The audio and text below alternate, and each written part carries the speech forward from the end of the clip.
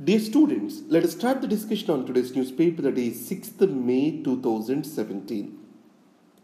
The first article, Breathe in the Spirit of 1967. In this article, we have to discuss how the politics of India have transformed in 1967 at large and how Tamil politics have changed forever in this year. You know that this is the 50th year after 1967, and according to Yogendra Yadav, 1967 is the year where first democratic revolution has happened in India. Because till 1967, the center and the state are ruled by one single party.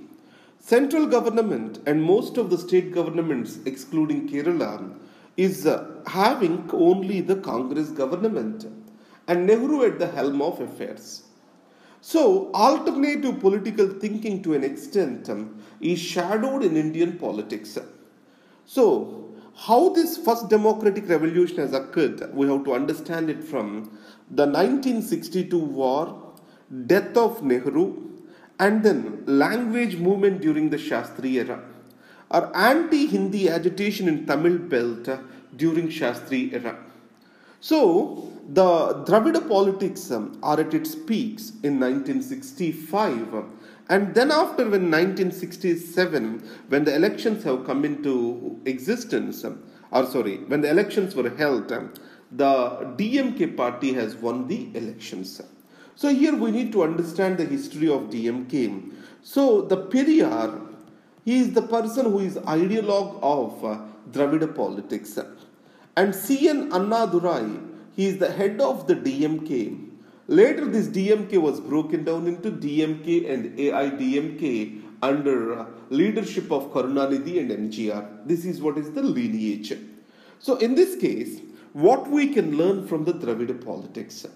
So the Dravida movement, it wanted to uplift the marginalized and also wants to have a strong federation, with center being just a central government but not a supreme government.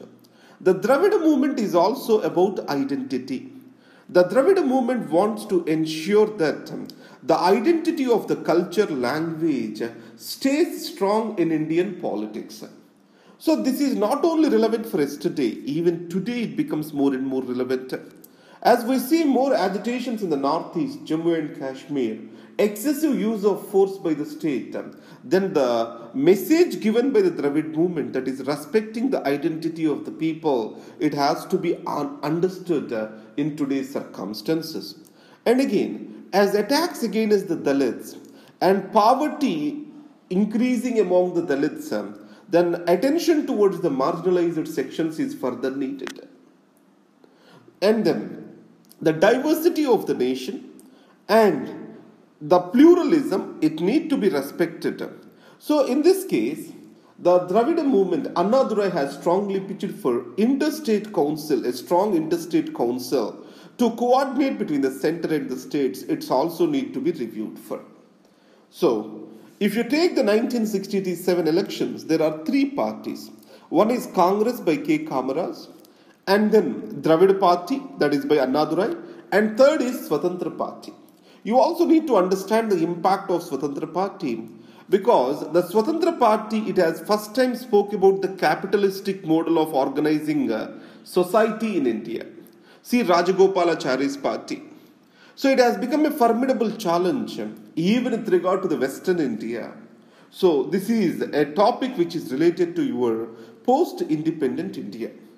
And then when mainstream politicians tinker, the populists win. This is what is the next article.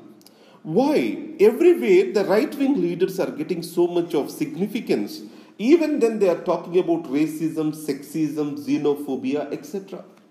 So the author talks about the voter shall not be blamed for this. It is the established parties which have to be blamed. Now even if you read the manifestos of different political parties in India, they do not offer much of divergence in India too. So a kind of polarization of party manifestos is happening. So when I have to vote, I don't have much choices before me. I have the choices in the name of the parties but not in the name of ideologies. So that's why people got vexed with it. And they are looking for some hope out of desperation. So anything anti-establishment against the existing political parties, so they are looking for that. Either it is Trump in the case of United States, Marine Le Pen in the case of France. So they are just looking for someone who is an outsider to the existing establishment, who can think afresh and change their lives. What is the core of this problem? So the neoliberal agenda is being blamed for. In the neoliberal agenda, model of progress, it is the global capital which is dominating every aspect of life. The global finance. So more and more privatization, decreased role for the state. It is kind of a unidirectional move that is happening. So here, the people, they are seeing the immigrants as a challenge. But actually, it is not the immigrants who are the challenge, it is the global finance or global capital which is making the people jobless, which is making the people to lose their livelihoods. But the new leaders such as Trump, Marine Le Pen, they try to show the immigrant as a threat to one's job in their own country. It is leading to new protectionism. So, out of the fears the people have, these new leaders are being born. So, the neoliberalism, how to rein in this global capital movement, neoliberalism, that is the way, that is the solution for the future.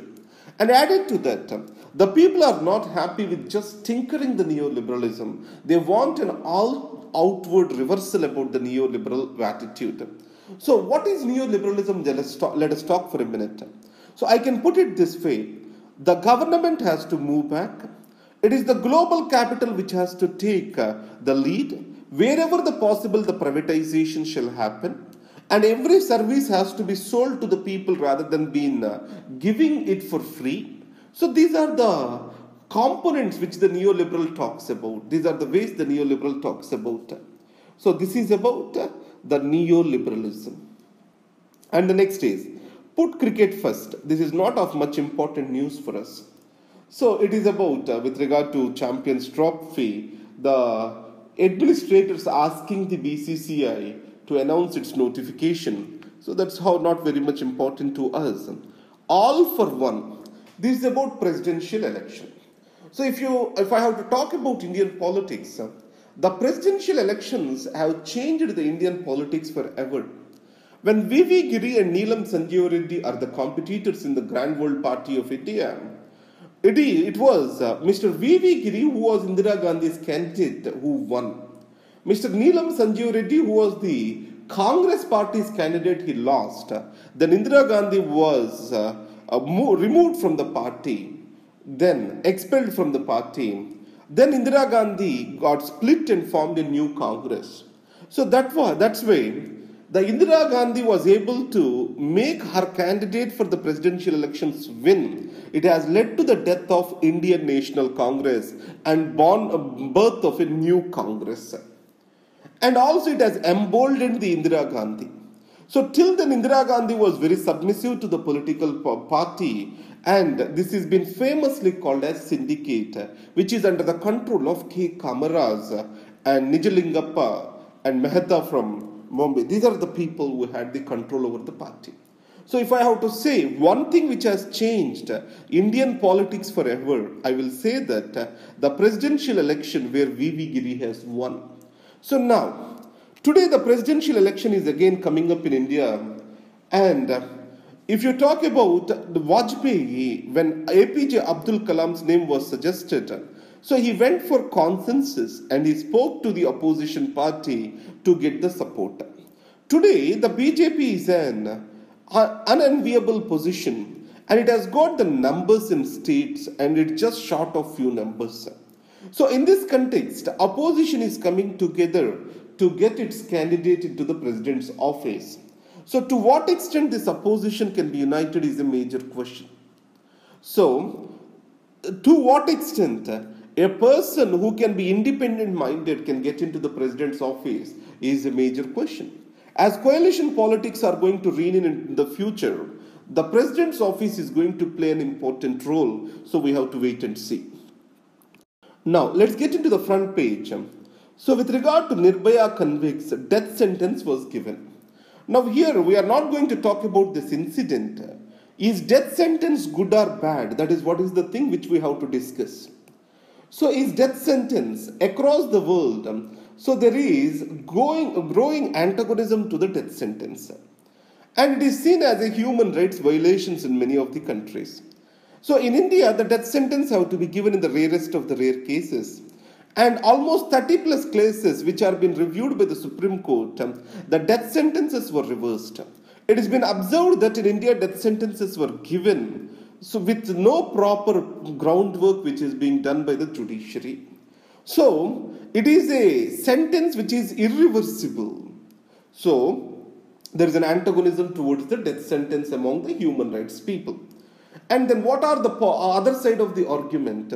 Yes, victims shall get a sense of justice. And the stronger laws can put the fear into the minds of the people. Now here the opposite argument is this.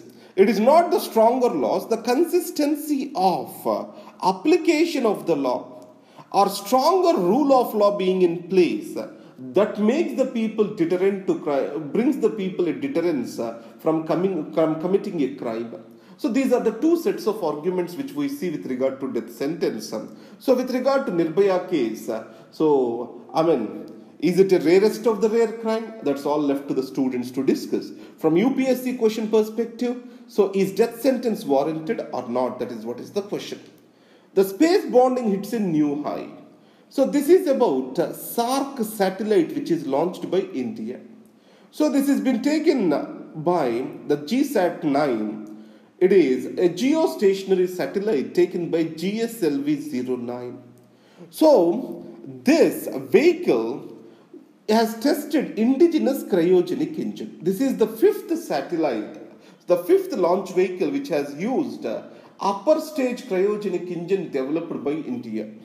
And then it is going to develop communication, telemedicine, teleeducation and other related developmental activities in South Asia. The only country which is out of this is Pakistan. So these are the things which we need to learn over here.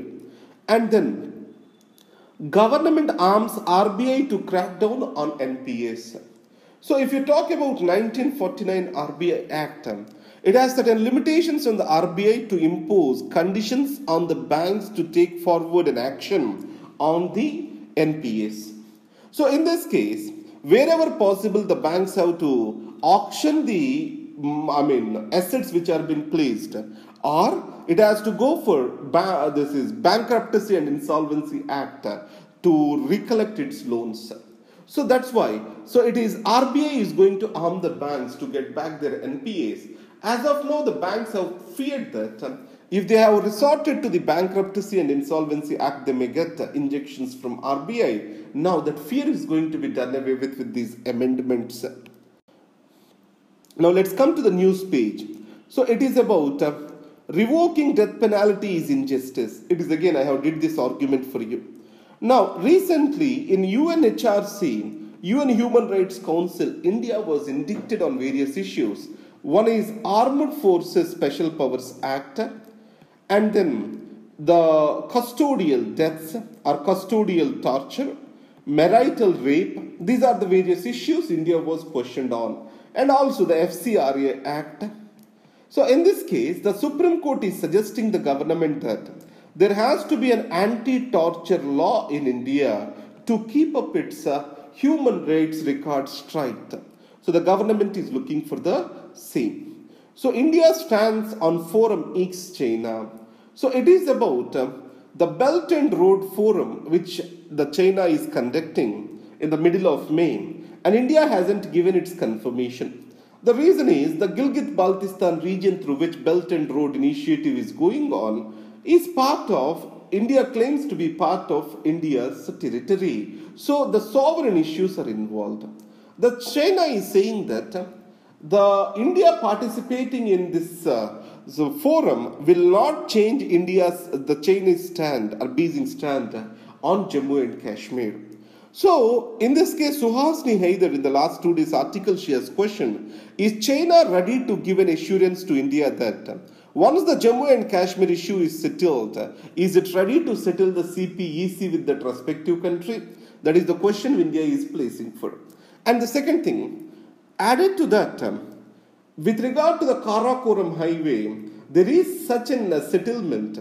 If tomorrow India-Pakistan comes to a permanent settlement in Kashmir, then China will renegotiate that with this particular, for the country where the Kashmir is under.